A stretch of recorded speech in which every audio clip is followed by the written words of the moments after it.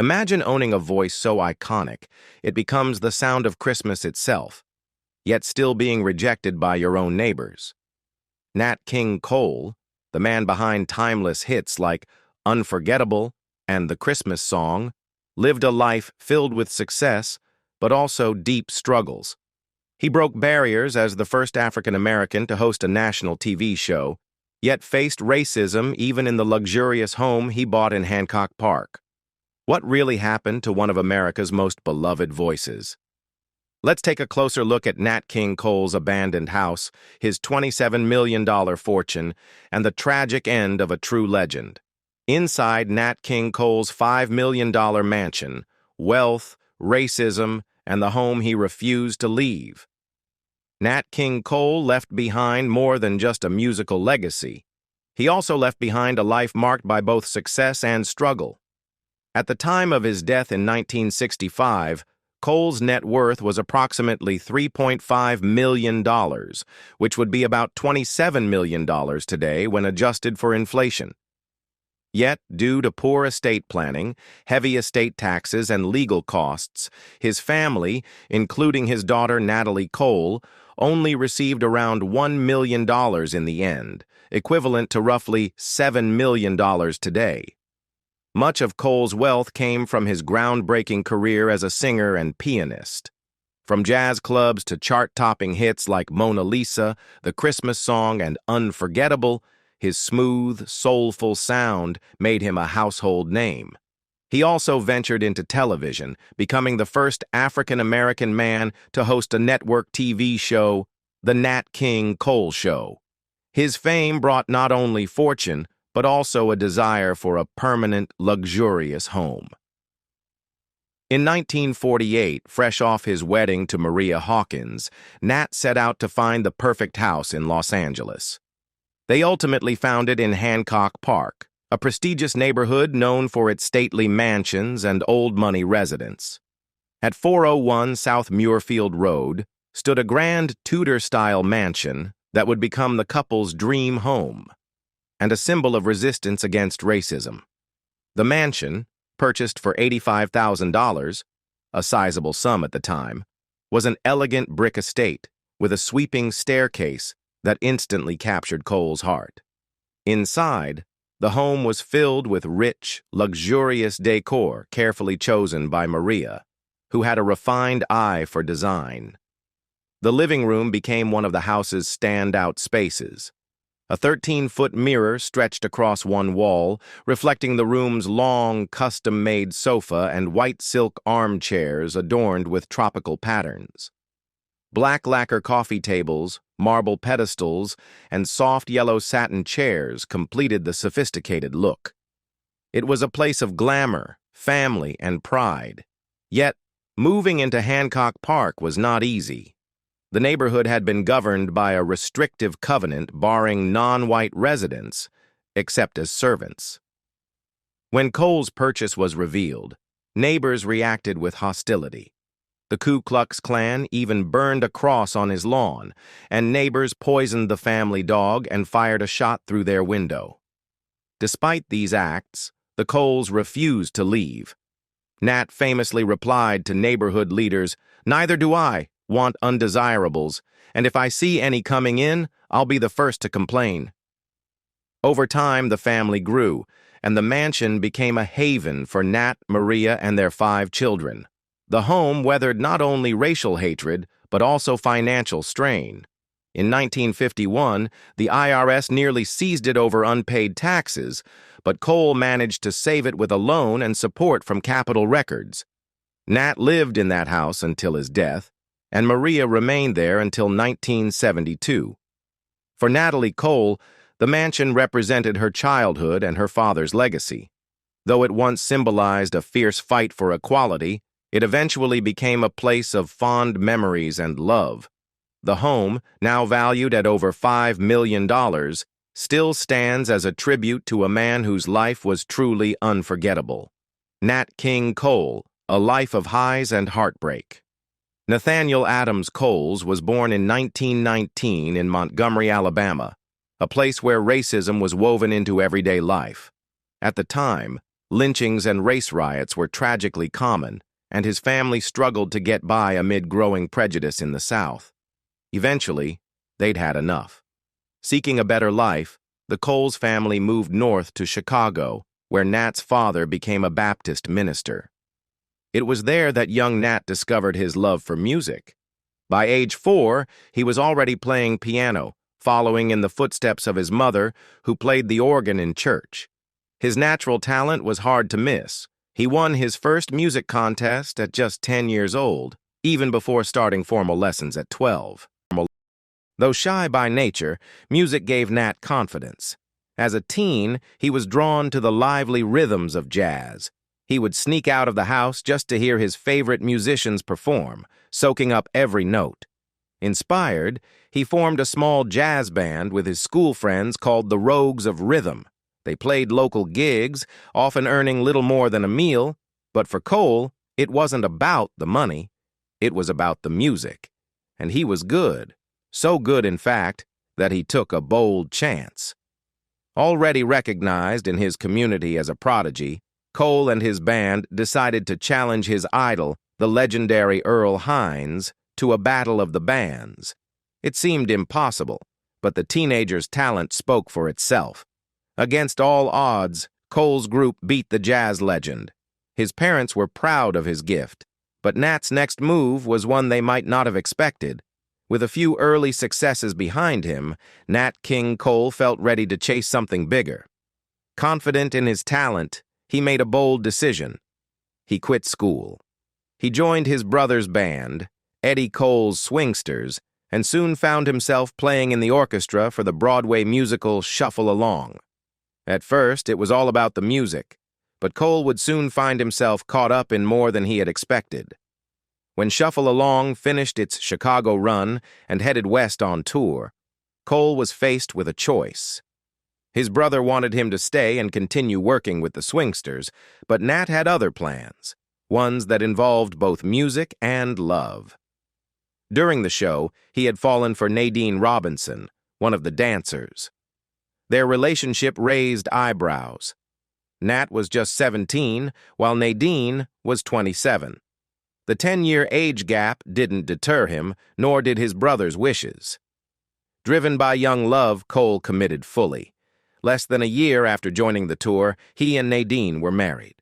Now 18 and living in Los Angeles, Cole hoped to build a life with his new wife while pursuing his dream. He played piano in nightclubs and big bands, still using his birth name, Nat Coles. But it was clear. It was time for a name that would match the legend he was about to become. When Nat King Cole began performing with his brother, they both dropped the S from their last name, going from Coles to Cole. But the King in Nat King Cole didn't come into play until a nightclub asked him to form a band. He added a bassist and a guitarist to his piano playing, creating his first jazz trio. They called themselves the King Cole Swingsters, later shortened to the King Cole Trio, a name inspired by the nursery rhyme, Old King Cole was a merry old soul. While Cole now had a group, it was still his piano playing that wowed audiences, but soon another talent would take center stage. Although the trio sometimes sang in small bits during their sets, it's said that Cole's first real vocal performance happened spontaneously, when a tipsy customer asked him to sing one night. Cole agreed, and his voice stunned everyone. From that moment on, singing became a regular part of his shows. He was already captivating audiences live, but his voice would soon take him even further. During an era when black musicians rarely had mainstream radio exposure, Cole and his trio broke barriers. In 1946, they launched a 15-minute radio show called King Cole Trio Time, becoming the first radio program sponsored by a black artist. As Cole's smooth vocals gained attention, Capitol Records took notice and signed him. Early hits like Route 66 and The Christmas Song brought him growing fame. But with success came criticism. As his music shifted from pure jazz to a more mainstream pop-influenced sound, some in the jazz world accused him of selling out, making music just for commercial appeal. Cole didn't let the criticism slow him down. He still paid homage to his jazz roots, even releasing a full jazz album, After Midnight, in 1956. His rising fame was opening doors, including some that challenged social boundaries in deeply segregated America. Around the time Nat King Cole began shifting from pianist to full-time singer, he also became a Freemason. While not much is known about his involvement with the secretive organization, it's believed he eventually reached the rank of Master Mason. As his music career took off, Cole found himself constantly traveling, and that had its consequences. Spending more time on the road meant more distance from home and more temptation. With long nights playing in clubs across the country, Cole began having affairs, often giving in to the attention he received from adoring women. Back home, his wife Nadine sensed something was wrong, and one day she found proof. Searching his pockets, she discovered a love note from another woman, confirming her worst fears. While Nadine may have hoped these affairs were just fleeting, one, in particular, would change everything. During a performance at Club Zanzibar in New York, Cole met Maria Hawkins, a sophisticated jazz singer who was part of the night's opening act. Nadine had given up her own career in Los Angeles to build a family with Cole, a dream that had yet to come true. But that didn't stop Cole from falling hard for Maria. Some say it was love at first sight. After a few charged encounters, Cole invited her to join him on tour. Maria knew he was married and admitted to feeling guilty, but not guilty enough to stop. She made just one stop before hitting the road with Cole, the drugstore, to buy a toothbrush. For Cole, it was more than a fling, and it marked the end of his first marriage. Nat King Cole had fallen deeply for Maria, and there was no turning back. He filed for divorce from his first wife, Nadine, and just 6 days after it was finalized, he married Maria in what became one of the grandest weddings Harlem had ever seen. Held at the Belmont Plaza, it was the second largest wedding in Harlem's history at the time, with hundreds of guests attending the lavish celebration. But even that joyous day couldn't escape the shadow of racism. Their first-choice venue had turned them away simply because they were black. For Nat and Maria, it may have felt like a fairy tale, but not everyone was pleased. Maria's aunt, Charlotte Hawkins Brown, who had raised her, refused to attend the wedding. A prominent member of the black elite, Charlotte was part of a community that prided itself on exclusivity, often distancing themselves from darker-skinned blacks, especially those from the South. Despite Nat's fame and success, some in Maria's family disapproved of the match, judging him by his background rather than his accomplishments. Still, none of that mattered to Nat and Maria. They were in love, and their honeymoon in Mexico was everything they had hoped for. But when they returned home, reality hit hard. The newlyweds purchased a grand home in Hancock Park, one of Los Angeles's most affluent neighborhoods. At the time, they were the only black family in the area. By then, Cole's hit Nature Boy had made him a national sensation, seemingly breaking racial barriers with its universal appeal. But despite his stardom, Cole couldn't escape the harsh truth of the times. No amount of fame could shield him from racism. And the backlash in his new neighborhood would be swift and cruel. The moment Nat King Cole moved into his new home in Hancock Park, the Ku Klux Klan made their hatred known.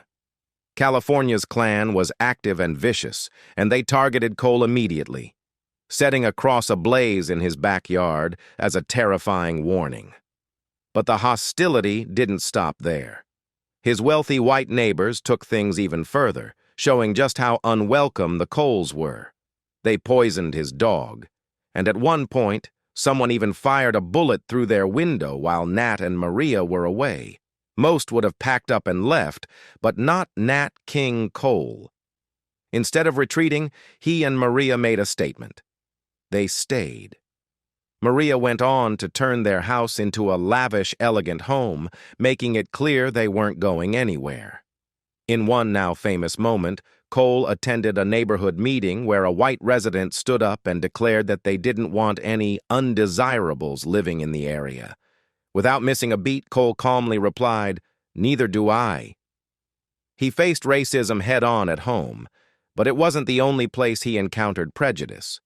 When Cole toured Europe for the first time, he was met with confusion and rejection. His smooth, romantic ballads had begun to win over diverse audiences in the U.S., but European listeners didn't know what to make of a dark-skinned man singing love songs. They couldn't place him, and they weren't quick to embrace him either. The tour was a disappointment, but it was nothing compared to what was waiting for him back in America. A new storm was brewing, and this time, it was even closer to home. Back in Los Angeles, Nat King Cole faced another serious threat, this time from the IRS. They were ready to seize his beloved Hancock Park home over unpaid taxes. Some, including his wife Maria, believed there might have been more to it, suspecting that the agency was influenced by their hostile white neighbors. Fortunately, Cole managed to save his home by borrowing money from Maria's aunt and securing a long-term advance from Capitol Records. With his financial troubles under control, Cole turned his attention back to music and nearly missed out on one of his biggest hits. When he first heard Mona Lisa, he wasn't impressed and didn't feel a connection to the song, but his team urged him to give it a chance. Trusting their instincts, Cole put his own spin on the arrangement. The result? Mona Lisa became one of his most iconic songs, spending 5 weeks at #1 on the Billboard charts and later earning a place in the Grammy Hall of Fame. But while his career soared, his health quietly deteriorated thanks to a habit he picked up at just 14 years old: smoking. Cole was rarely seen without a cigarette, and eventually, it caught up with him. After arriving at a performance looking pale and weak, a concerned member of his team rushed him to the hospital. Doctors discovered a bleeding ulcer and warned him he needed to quit smoking for at least 3 months to fully recover. Cole did quit, for exactly 3 months. Despite medical advice, he believed smoking gave his voice its rich, husky tone, the sound that had made him famous. He feared that quitting for good might change that. So once his ulcer healed, he went right back to smoking, and right back to facing the endless challenges that came with being a black star in a divided America. Segregation in the U.S. would come to an end during Nat King Cole's lifetime, but for much of his career, he performed in strictly segregated venues, often for all white audiences. While some black artists refused to play such shows, taking a public stand against the injustice, Cole continued to perform, which led some within his own community to see him as a sellout. To the outside world, Cole seemed unbothered by the criticism, his calm and polished demeanor rarely cracking. But behind the scenes, he fought his own quiet battles. Many hotels denied him a room because of his race, even when he was performing at their very venue. Rather than making a public spectacle, Cole took legal action, quietly suing these establishments and winning most of his cases. Eventually, he refused to perform in Las Vegas until hotels there agreed to accommodate him like any other guest. While these slights were humiliating, they weren't the most dangerous things Cole would face. In 1956, during a concert for an all-white audience in Birmingham, Alabama, something terrifying happened. As Cole sang on stage, a group of white men rushed at him and attacked. The assault came after photos had circulated of Cole posing with white female fans, an image that enraged many in the racist South. Thankfully, law enforcement stepped in before the attack could escalate, arresting the men. But the truth that followed was chilling. Authorities revealed that 6 men had been indicted, but over 150 others were part of a broader plot, one that aimed to kidnap and murder Nat King Cole. It was more than just a beating. It had been an assassination attempt. Cole was stunned. He later expressed confusion over why he had been targeted, noting that he wasn't actively involved in civil rights protests at the time. But it was his reaction to the attack that stirred even more controversy, especially within the black community. Cole publicly denounced the attack but insisted he didn't hold any grudges against the men who assaulted him. He claimed he wasn't bitter, and while his calm demeanor had often been admired, this time it struck many in the black community as far too forgiving, even weak. His response sparked outrage. Thurgood Marshall, who would later become the first black Supreme Court justice, sharply criticized Cole, calling him an Uncle Tom and sarcastically suggesting he perform with a banjo. Marshall wasn't alone. Black leaders across the country condemned Cole's reaction in the press, accusing him of betrayal. In Harlem, jukeboxes pulled his records, and some fans turned their backs on him entirely. These attacks deeply hurt Cole, but rather than retreat, he chose to respond in a new way, stepping out of his comfort zone and becoming more vocal in the fight for civil rights. He never performed in Alabama again, but the backlash seemed to light a fire in him. He officially joined the NAACP, began boycotting segregated venues, and even contributed to organizing the March on Washington. Cole now saw his fame as a platform for change, determined to use his influence to uplift the black community. But as he pushed forward, the resistance only grew. In 1956, the Nat King Cole Show debuted on NBC, making history as one of the first television shows built around a black star. The show featured Cole performing alongside other top musicians and was a breakthrough moment, especially in an era when black entertainers were often relegated to stereotypical roles. Cole was breaking new ground, but the racism of the times didn't stop at his front door, and it wouldn't spare his show either. The Nat King Cole Show welcomed a range of special guests, both black and white. Nat could share the stage freely with black performers like Eartha Kitt and Ella Fitzgerald, dancing and joking with them on camera. But NBC had strict rules when it came to white women. To avoid upsetting white audiences, the network insisted on physical barriers, a stool or a piano, to keep distance between Cole and his white female guests. Despite these compromises, the show faced an uphill battle it couldn't win. Even with support from black celebrities, the network struggled to find sponsors willing to advertise during Cole's show. Most companies wouldn't take the risk of backing a program led by a black man. At one point, the show ran without any national sponsors at all, surviving on limited regional support. After 68 episodes, Cole made a bold decision. He canceled the show himself, famously saying, "Madison Avenue is afraid of the dark." Though his TV venture didn't last, Cole's career was far from over. At the height of his fame, Nat King Cole was the highest-paid singer in the world. His love for different cultures helped him connect with audiences far beyond the U.S. He recorded songs in several languages, including German, Italian, and Japanese, but had a special fondness for Spanish music.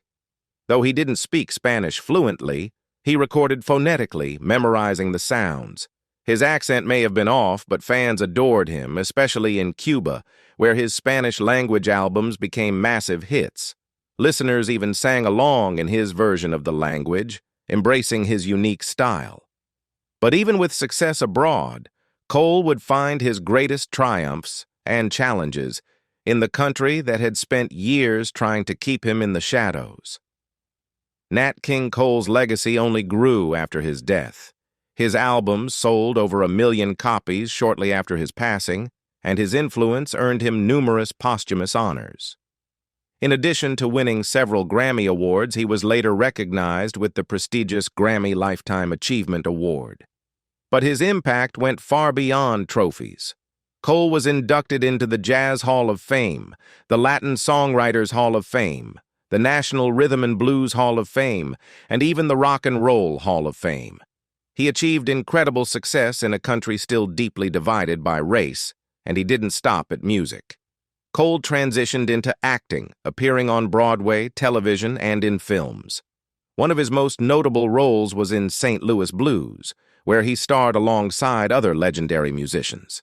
He played a character that mirrored his own life, the son of a minister who becomes a celebrated blues artist. Despite his growing presence in Hollywood, Cole never stepped away from music. continuing to record and perform for audiences around the world. In 1964, Cole started getting sick again, this time experiencing notable weight loss and back pain. He was in so much pain that he even collapsed immediately after a performance at a hotel in Las Vegas. Nevertheless, Cole continued to work. His team finally convinced him to seek medical help when he fell ill during a performance in San Francisco. The hospital admitted him for tests right away and eventually issued a grim diagnosis. Nat King Cole left the hospital after taking some initial tests. Later, he turned on the radio and received devastating news. He had cancer. The revelation shocked him, and he refused to believe it at first. But he couldn't outrun the truth. The smokes had finally caught up with him. Doctors gave him only months to live. Against his doctor's advice, he went back to work on his final album, LOVE. He was quickly nearing the end of his life, but would not leave without yet another scandal added to his name. A few years before his health took a turn, in 1963, Nat King Cole met Gunilla Hutton, a young white dancer, while touring with his show Sights and Sounds. His marriage to Maria had grown strained, and with more time spent on the road, Cole found himself falling for Hutton. Their relationship deepened even as Cole's health declined, casting a shadow over his personal life during his final months. Despite being gravely ill, Cole remained involved with Hutton. He even sent her a significant sum, around $40,000 in today's money, while hospitalized. The exact details of their relationship remain private, but it was serious enough for Hutton to make a bold move. Wanting to be at Cole's side, she called Maria directly, confessing the affair and urging her to divorce him. When Maria confronted Cole, he admitted the truth and ended the relationship with Hutton, hoping for reconciliation in his final days. Facing his mortality, Cole tried to turn a new page. He gave up smoking the moment he was hospitalized and even planned to go on television to warn others about its dangers. He prayed daily in the hospital chapel, and his team told the public he was preparing to return to work. But despite his hopes, the reality was grim. Cobalt therapy and the removal of his left lung weren't enough. On February 15, 1965, at just 45 years old, Nat King Cole passed away. Hundreds attended his funeral, while thousands gathered outside to pay their respects. Though cancer ended his life too soon, Cole's legacy lived on. He had encouraged his daughter, Natalie Cole, to avoid the music industry, perhaps to spare her from the struggles he faced. But she followed her own path, becoming an acclaimed singer in her own right. In one of the most iconic tributes, Natalie recorded a duet of Unforgettable with her late father, a song that ensured Nat King Cole's voice and his influence would never be forgotten.